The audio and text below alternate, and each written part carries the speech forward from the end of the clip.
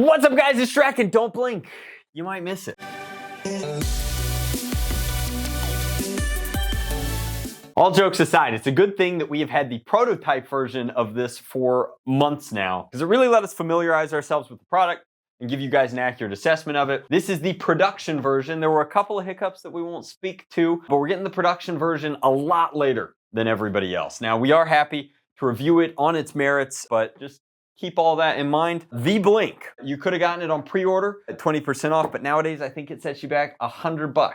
So for $100, it's competing with some really good stuff out there in the category of kind of an all-in-one, select fire, electronic, comes with a battery, everything that you need to be competitive in the sense of it is an automatic flywheel blaster. It's half-link dedicated. It's got an interesting size profile that hasn't changed since the prototype, but blaster is gonna come with 20 darts, a rechargeable battery, a USB cable that you use to recharge that battery, super simple recharge setup, magazine, 20-round magazine, 2 control knobs, one of which controls your overall speed. And then over here, it's like the Siren brand has been in development for 5 years, utilizing the most amazing scientific minds and technology in America, all of whom have been fans, users, and makers of blaster in the world for all their lives.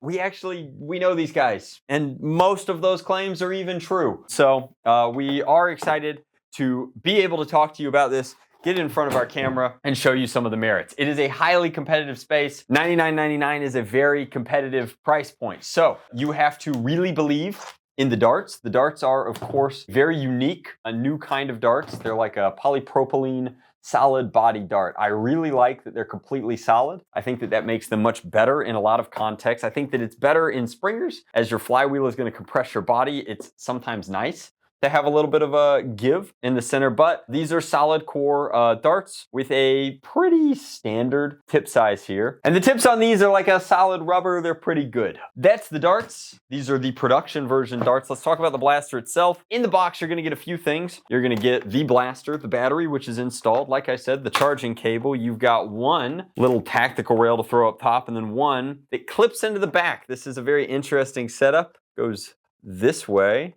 No, this way. And it kind of pinches into these rails here. There's nothing else that fits into these 2 slots, so you may as well install your optic. Now, you'll note that when I shoulder it facing you, it looks pretty tactical. When I shoulder it facing away from you, you see that I am full chicken wing scrunch. That's because this is a very compact blaster. You're not really shouldering it ever, as evidenced by it doesn't have a stock. This is more of an SMG build. You want to be out here with it, kind of begs the question, like, why does it have a cheek rest? So that I don't know. But compact blaster, larger than a pistol certainly, but smaller than a rifle, a rifle, if you will. Eye protection's pretty standard. Ooh, wait, somebody's been watching my videos. It does say Siren on the side, so these are branded cheap eye protection. They'll fit semi over your regular spectacles, but they're not bad. They're not bad. Are they impact rated? I'm not going to speak to that. I would always recommend impact rated eyewear. But over here you got your USB-C. That's how you're going to charge this bad boy. Battery has to be installed to charge. Duh. The overall build quality is quite good. It's a very solid profile. It's a very solid build. You know, there's no compression. There's no real creak in it. Overall, very, very good. And that stands to reason. I mean, the company behind this is NSI, and NSI has been in the toy industry for a very long time. They've done some major products. I mean, it is not surprising that they're working with solid factories and making good stuff. So over here, you have your jam door. It says do not open when in use, but when you peek in there, you see the flywheel setup. You see kind of the curve in, and then when you look down it, don't do this, you see that there is a, can you guys tell? Major crush there. Again, major crush plus solid core darts. Is that a good thing? I don't know. But if you know anything about the brilliant American minds behind the Blink, it would make sense that the crush is so good you'd think they banned it. Anyway, we're gonna go ahead and fire this up. Like I said, this one's power. Once you click that on, the blaster is on. Think of that as almost a safety. Clicking it all the way down, blaster is off. So we're gonna turn it all the way up. We want unlimited power. And then speed is, I think, rate of fire. So it does not have select fire. You just have to kind of like choose a speed that you're comfortable with. But let's slap a magazine in there, rev it up. Long spool down on this. A lot of spool down. Probably because it's spooling up very, very fast. I have to imagine there are Neo motors in here. If there aren't, my mistake. But no, I mean, as long as we're doing it, let's rev it up and then we'll turn the dial as we go. You guys can listen along. All right, so we're gonna click it on and then we're gonna start revving. That's low.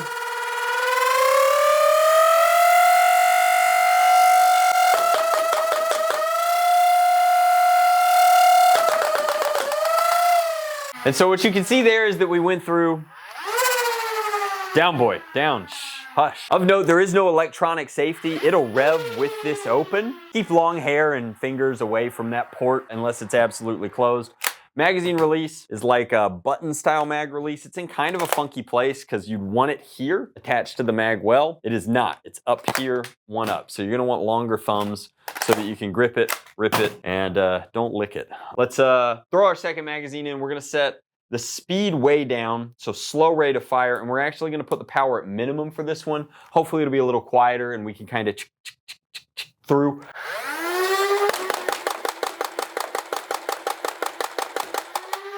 Even in low rate of fire, I mean, emptied our magazines, they're pretty quick. It's a sweet product. The profile, like I said, is like a semi-compact. We need to take it, we need to put it over the chronograph, we need to put it down range because as cool as it is, as feature-rich as the dual dial system is, none of it matters if you can't hit what you're aiming at. So let's hope that the almost banned cage geometry here gives us a nice tight grouping down at about 40 feet. Alrighty guys, so a little field demo with the Siren Blink. Target is down there at about 35, 37 feet. Let's dial it in. This magazine's got about a dozen darts in it. Let's see how many we can put on target.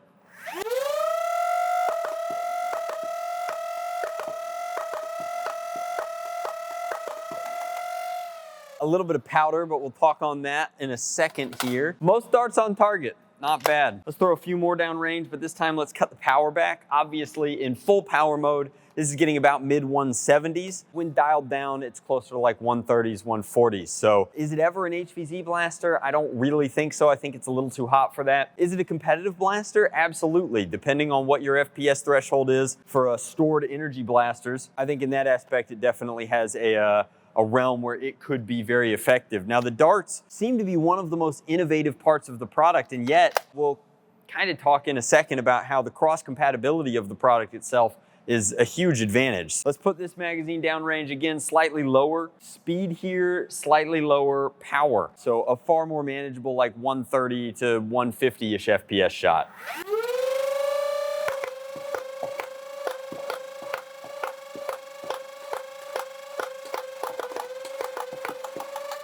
And a few whirlybirds there, but nothing too crazy. Grouping was a little less consistent. I think that it does like being a high FPS blaster. So to that end, I'm gonna dial it all the way up, and this is a Do-Re-Mi magazine, standard Worker Talon, and then you know, there's some Worker Gen 4s in here. There's a couple of Dart Zone darts. There's some Nerf Pro darts. They're the slightly longer white ones. You know, I think that this will be very informative. So let's leave the rate of fire where it's at, turn the speed all the way up, and check this out.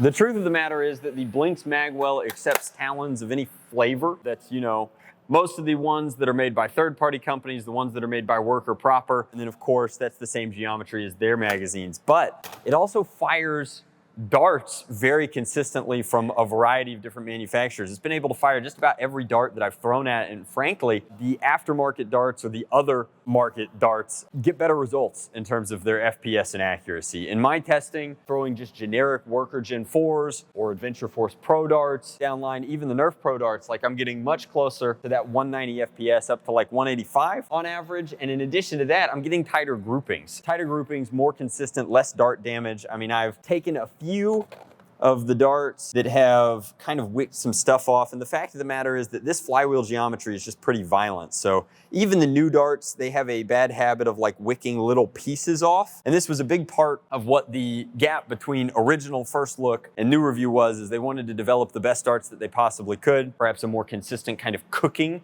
to those darts, and I still get a little bit of powder, a little bit of flake coming off of them. Does that mean that they're bad darts? Not at all. In fact, I really think that there is merit to the solid body dart concept. Is polypropylene the way to go? Not necessarily. I think that there's probably an argument to be made for, by making lighter darts, they hope to achieve higher FPS, but the geometry of the cage that they're using in this product is so good that regular darts, the kind that you could buy off the shelf at most major retailers nowadays, are performing fantastically in the product. So as far as I'm concerned, the Blink itself is a huge thumbs up. I mean, I like the profile, I like the overall construction, I like that it's got a big orange tip, I like that it's green and white, really drowns out a lot of the black silhouette. I like that it doesn't have necessarily a traditional firearm silhouette. I think that it's got a really good kind of sci-fi vibe to it. It's, you know, feature rich in that it has these electronic components allowing you to tweak and customize it, very reminiscent of like early FDLs, which I think are clearly inspiration in terms of the